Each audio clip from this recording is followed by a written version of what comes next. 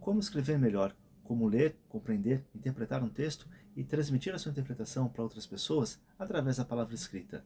Pois é, pessoal, hoje eu quero falar com vocês aqui um pouquinho sobre os hábitos e práticas de leitura e escrita que vão facilitar a vida de vocês na hora de fazer uma prova do Enem, na hora de fazer um processo seletivo, na hora até de escrever um roteiro para YouTube, vejam vocês. A menos, claro, que você já esteja aí viciado no ChatGPT e aí eu não vou conseguir te ajudar muito, né? Pois bem, pessoal, sem mais delongas, já quero começar aqui trazendo uma regra de ouro, uma regra que para mim é inegociável. Escreve bem quem lê bastante. Quem lê bastante sabe escrever bem. Pois é, pessoal, então assim, o primeiro exercício, a primeira prática que você tem que ter na vida é o quê? A prática da leitura.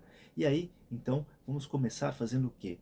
Vamos selecionar aí, vamos escolher na sua vida romances, contos, novelas, textos filosóficos, textos de ciência política, simples, que vocês consigam ler aí em uma semana. Por quê? Porque a ideia aqui é que vocês pratiquem bastante, né, a leitura e a interpretação, a leitura e a escrita. Então, não adianta nada você ir pegar e falar, nossa, vou começar lendo Moby Dick e aí vou fazer uma... Não pega isso. Pega um conto do Kafka, pega um texto aí, né, de algum autor que você goste, né, um texto de ciência política que você já esteja até um pouquinho habituado, e a partir dele sim a gente vai fazer os seguintes exercícios. Primeiro exercício, dizer do que se trata o livro como um todo.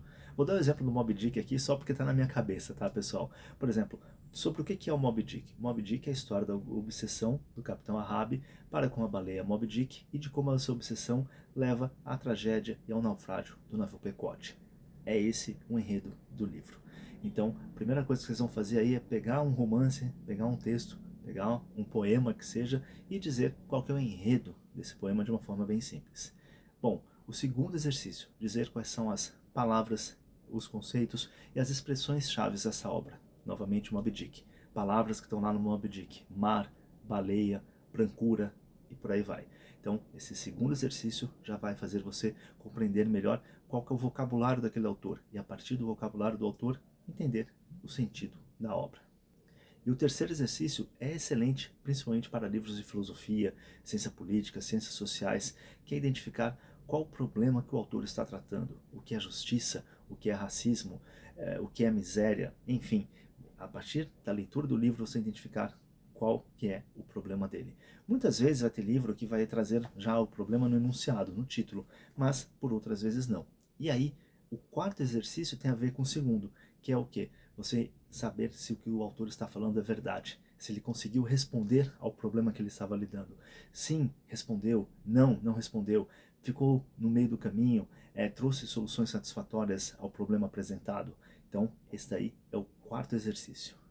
O quinto exercício é o primeiro exercício, mas de uma forma mais completa, mais complexa. Quer dizer, com suas próprias palavras, qual que é o enredo daquele conto, daquele romance, qual é o enredo do livro como um todo. E aí, por exemplo, novamente trazendo aí o Moby Dick, né? O Moby Dick é a história da obsessão do capitão Ahab pela baleia Moby Dick e de como essa obsessão enlouquece a sua tripulação, faz com que ele os leve a uma jornada através do globo que culmina com o naufrágio do Pequod. Aí, né, resumidamente, um pouquinho mais elaborado, qual que é o enredo da história.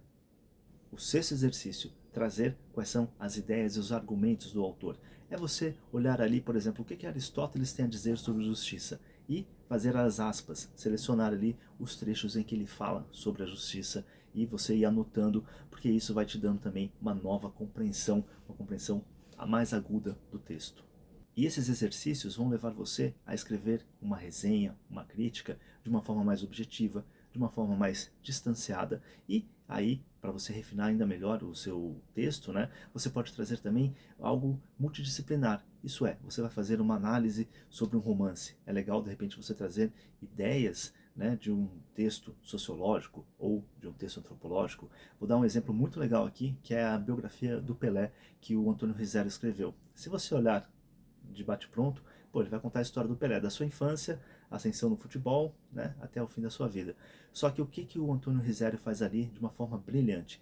Ele traz elementos da antropologia, ele traz elementos do esporte, ele traz elementos sociológicos para fazer dessa biografia muito mais um painel do Brasil, né, do que apenas uma biografia do Pelé. Então aí é um texto que quanto mais argumentos e exemplos de fora do próprio texto, né, e de fora dos argumentos até do próprio autor, vão enriquecer o seu trabalho. A última coisa, mas que para mim talvez seja a mais importante: quando você for escrever, escreva à mão. Use papel e lápis, caneta e papel, mas escreva à mão. Não use o teclado no computador, muito menos o celular. Escreva à mão por quê? Porque quando você escreve à mão, as suas ideias fluem melhor, né? Então você começa a exercitar as suas ideias para fluir melhor.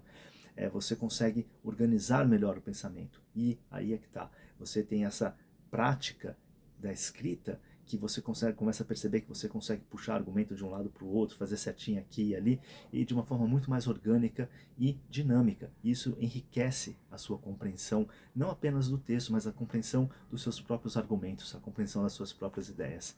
Então, para mim, se for também uma outra regra de ouro aqui, escreva sempre à mão, tá? Então, são essas aí as dicas para vocês. Se vocês quiserem compartilhar aí algumas coisas que vocês escreveram, tudo, mandem para mim.